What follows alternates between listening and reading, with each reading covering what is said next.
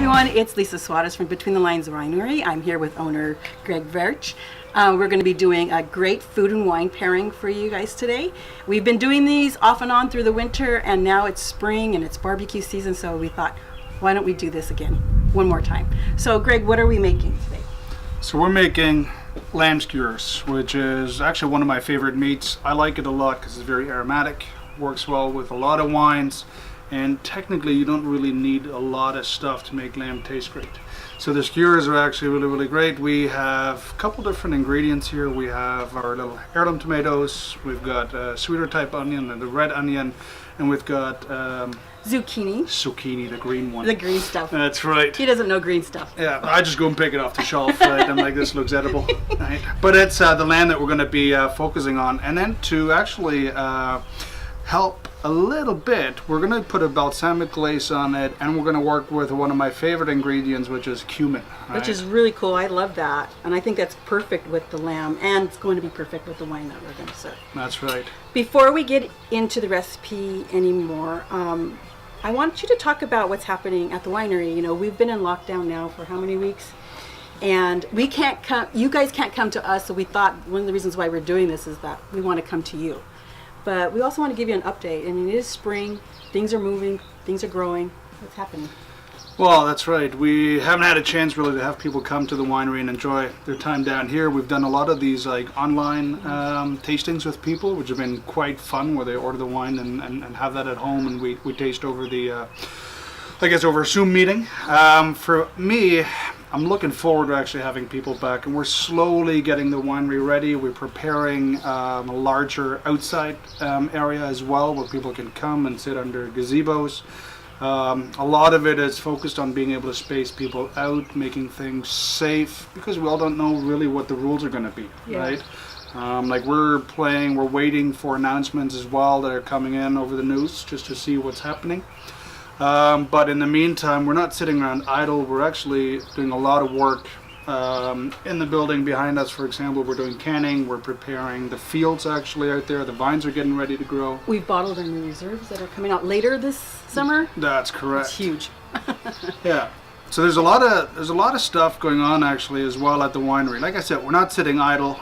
But at the same time, when the weather's getting nice and we do take a little bit of time to enjoy some of the wine, enjoy some of the food as well. Yeah. And like I said, the lamb skewers, for example, they're great. They're easy to make, and they're. One thing about the virtual tastings that you were talking about that we offer online right now is that it forces us as winemakers to talk more about food, because when we're going to your house, you know, you're making some snacks for the virtual tasting, and so it kind of forces us to really get into it. So we're really having fun with our pairings now. Not like we haven't done that in the past, but we're putting a little bit more thought into it, and now when we talk about wine, we're also talking about food. So getting into this recipe, I like it because it's simple, and you suggested doing the lamb kebab, and I thought, why not? I think most people can do it. Yeah. So basically the most important thing is actually the nice cuts of meat here. So in this case, I believe these were shoulders that we cut up. Mm-hmm. And had a little bit of a bone in it. Yes. So the other thing that we're looking at is there's a little way you could tweak it, and if you don't like tomatoes per se, I know there's some people that don't like the acidity, for example, of tomatoes as much. You could go with peppers. You could do like red or the orange bell peppers, for example, that work really great. Also add a little bit of color to it. I always like that about food. I like how the aromas and the colors work together. It's like not unlike wine, you know, because a lot of people pay attention to that stuff in wine in particular as well. So what we're going to do is we cut some of that already, but what we're going to do is we're going to put these together. The most important thing is a lot of people do skewers a little bit more regularly at home, so they might have the stainless steel ones. If you don't want to invest in the stainless steel skewers at home and you want to just run to the supermarkets and grab the wooden ones, there's one thing that we're basically looking at in particular, and that's to make sure that they're soaked. So if you look at this closely, I've actually had these in a water bath for a little bit, just to make sure that they hydrate, so when they go on the barbecue they don't char and burn, because we don't want that people burned forget aroma. to do that, and it becomes a candle on the barbecue. That's right. The little flame keeps going. And if you have this much effort into the fresh ingredients and good flavors, you don't really want that burnt part of the, like, close to the meat or close to some of the vegetables. Yeah, I cut the meat up earlier, and I kind of just sat it there with the rosemary. There's nothing on there now. So what are you going to put on it? So for me, like I said, I want to keep the lamb aroma to the forefront a little bit. So what we're going to look at is just basics. We're going to have a little bit of olive oil, we have salt and pepper, and we have cumin. That is basically what we're going to do. This is a sea salt. And so what happens with the rosemary when if you sit this overnight with the rosemary, it kind of infuses into the meat. You can also, put olive oil on these stems of rosemary, salt and pepper them just like you did with the meat. And then, and then barbecue them. Because, whenever you roast rosemary, it's so good. It's crunchy and it's savory and it tastes great. It just adds, and then you can just sprinkle that on top of the skewers when they're done. I like that. I like this combination here because of it's just interesting. People understand a balsamic glaze because it's really tangy and sweet, kind of like a barbecue sauce. I think the cumin kind of lifts it a little bit more. That's right. You can smell it already. Cumin's amazing. Are you going to do the same thing with the vegetables, with the ingredients, or what do you I usually, obviously the onions won't need it and the tomatoes won't need it, but you can salt and pepper these guys a little bit. What about olive oil for the vegetables? I usually brush it on after. Okay. So I actually put the whole thing together, and then I drizzle a little bit or brush a little bit of the olive oil on after, and then put the skewers on. Right. So the thing is, you can put these on in any order. Obviously, if someone like my brother would like a little more meat, so he'll go more meat heavy. It might just be a whole row of lamb. But it's a good idea to get a little bit of balance going in here. So what you could do is you could start with one of these as the end stop, right? Basically. What I like to do is I like to mix up the colors, for example, get it all on there. But the most important thing that I like is I like to make sure that I get the onions next to the meat. So my biggest thing on kebabs, because my husband Jack makes them all the time, but I never put them together. How much onion can you put? Can you put the whole chunk, like the I like four to. layers? You can, but I like to split it up a little bit. Okay. Right, keep it together. Right, you can. Actually, what we do sometimes is we've got the skewers as well, but with beef, and we would have it in the sauce, like shashlik kind of, right? And then you'd actually have little slices of bacon as well in between, right? I mean, Germans do eat a lot of meat, I guess, right? Mostly. Well, your kids do. That's all they eat in meat. Okay, so let's put some skewers together, and we'll come back before we start to barbecue.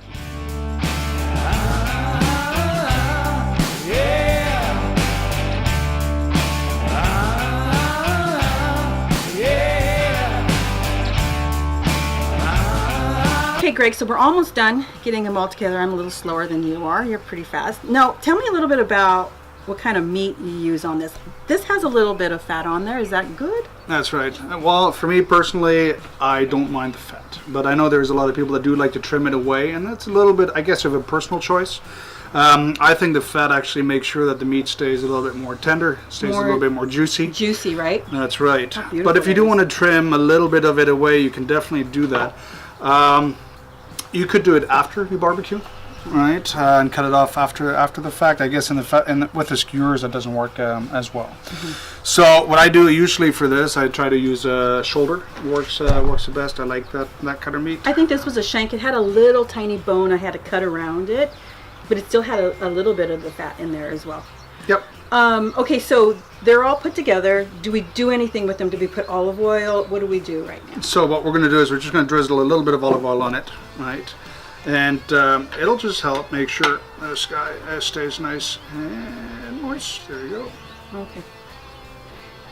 And the salt and pepper for the vegetables, or no? No, we can do a little bit more. I just like to get a little bit more salt and pepper and the cumin on the meat per se, and then we can salt and pepper the rest of it after. Right. So the barbecue, how do you prepare it? What's the temperature? How? So I've had the barbecue going in the background a little bit. I'm looking at about 210, 220 right now.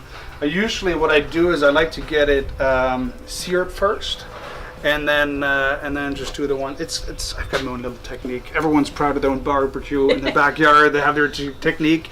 So what I usually try to do is I try to sear one side, flip it, sear the other side, and then let it cook through.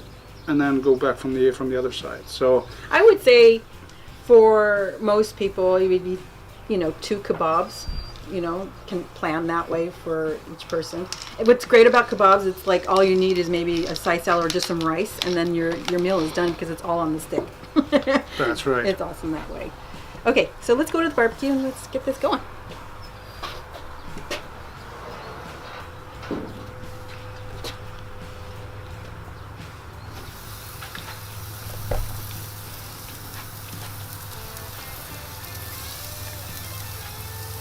There you go. I'll just stir this for about a minute or so. So just keep it going here. You may as well have some wine because that's your other utensil. That's right. Cheers. Cheers. We're drinking Lemberger today. It's the 2017. It's amazing stuff. I just I like this grape variety. For me, I think it does. It's probably one of the best reds that we grow on our farm here. I like the aroma, I like the smell, I like the flavor. It's got a lot of that cranberry, it's got some earthiness to it. It's got pepper, for example, which is going to work great with the meats, and it'll do fantastic. One of the best things about a May like we're having this year is that you can be out in the barbecue already, which I'm sure a ton of people are already doing, especially in lockdown. I mean, I keep talking about lockdown, but that's the reality where we're in, and people are enjoying their backyards, and they're now barbecuing a lot more. And this is a great way to do it. I mean, what we'd like to do is send you lots of information about food and wine pairings. So it gives you some idea what you can do on a Friday night with your family or That's or correct. So I'm actually doing a lot of this with my boys right now. Right? So they're getting older now, 5 and 8. They're really getting interested in how to do some of this sort of stuff, which is fun. But the thing that we're all technically waiting for is to get that. Be able to match another household, so that we're able to sit together with our closest friends at least, and even if we have to be outside and still distance and all that sort of stuff, but be able to have a conversation and see one of your friends again. That's what I'm looking for. And then have a nice glass of wine, some good food, and then hopefully as we get more and more vaccinated and these case rates drop and all that sort of stuff, then we'll be able to go back to some sort of normal. Yeah, a really cool thing that happened this month was that our staff was able to get vaccinated, and we consider ourselves all in the same pod. A lot of them work in the vineyards and in retail, so it's been a good thing. It's been really positive for us, and we're looking forward to the future because we're ready to get back to tastings here in Niagara, and I know the rest of Ontario is too. So we're looking forward to that. And some of this kind of stuff, outdoor, wine tastings, outdoor pairings, will be happening. That's going to be a big part of our summer. Well, for sure. The phones are pretty much, even though we're still in lockdown, we have a lot of people that are calling that want to know sort of when we're opening and what's happening. Biggest problem for us is we don't know either, right? We have to wait for the announcements coming in. So, but like I said, we're preparing because we think it's going to be busy. And the thing that we definitely want to do is make sure that people that do come to Between the Lines have a great time down here and they're safe, right? We want to make sure that they keep coming back in all the years to come and just remember this place and have a fun time. Yeah. This is what we're looking for. Remember the wines. Remember the wines. So I'm going to put together some more skewers because we have more meat, and we'll look at them when they're done. So what's next? Well, I'm getting ready to check on these guys.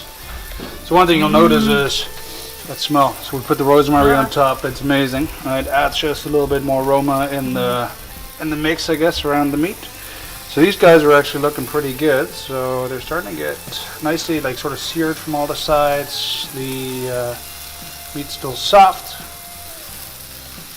Tomatoes are keeping on there, right? Even the fat's getting a nice little, like, crisp on it. So what's the goal before the glaze? You want them to get a little bit of char or a little bit of crisp? Yeah, I love the flavor of just this like charred crisp meat, and I find if I have the glaze on top, then the glaze gets it because of the sweetness of it, right? So, but the meat underneath doesn't get it quite as much. Okay. So I actually hold off on the glaze a little bit until I get this going. Then I'll put it on and sort of moisturizes the outside a little bit as well. And I'm able to last just a little bit longer on here. We obviously don't want to overdo it. You don't want the meat to get too dry, right? So you can actually, usually, I like to have the lamb sort of medium, me too. at most.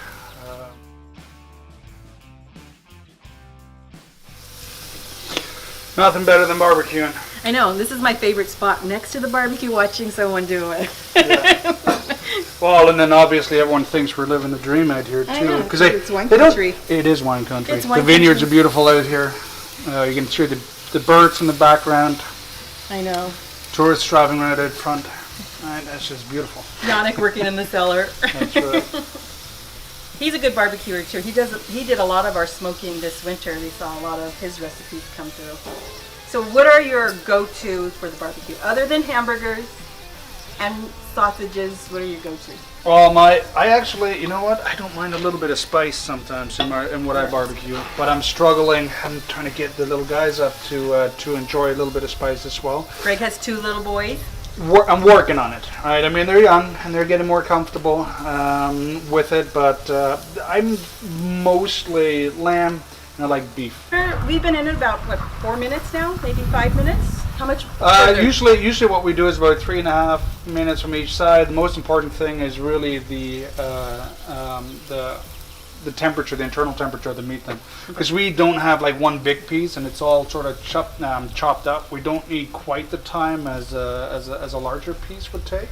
So we're probably going to be ready to take one of these off and just give it a little cut just to see what the meat's like. But I think we're getting pretty close to ready. I think these guys are done. Okay, so we're going to pick them up and we'll meet you back at the table.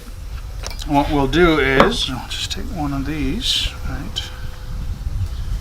Just slide everything right off. They're smelling fantastic. They do smell fantastic. And the tomato is pretty much intact.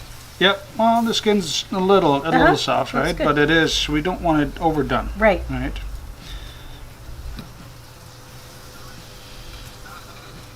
Nope. There you go. That one's a little squished. Okay, so we just de-skewered. So we just took them off the skewers. They look fantastic. They do look fantastic. Okay, so what are we expecting now with this pairing? So we have Limburger in our glass, Yep. and Well, just dive in. we got this balsamic glazed lamb. Mm-hmm. Like I said, I'm a big sucker for the onions. I might almost start with a combo of onion and meat. I Right? like this recipe because it's very simple ingredients. We have cumin, balsamic glaze, salt and pepper, and the vegetables. And that's basically all we did. Anybody can do this, and you can do it not just with lamb, you can do it with chicken, you can do it with pork, and you can do it with beef. I think all of those ingredients will work well with all those types of meat, right? That's correct. No- I think we it's should just a little just. I think we special. should just try it. Okay, let's do And it. go ahead, give it a shot. I might not have done the best shot here at cutting this. I'm going to try the lamb. You go for the onion. I can't believe you're going for the vegetable before I go. Is onion a vegetable? Mm-hmm.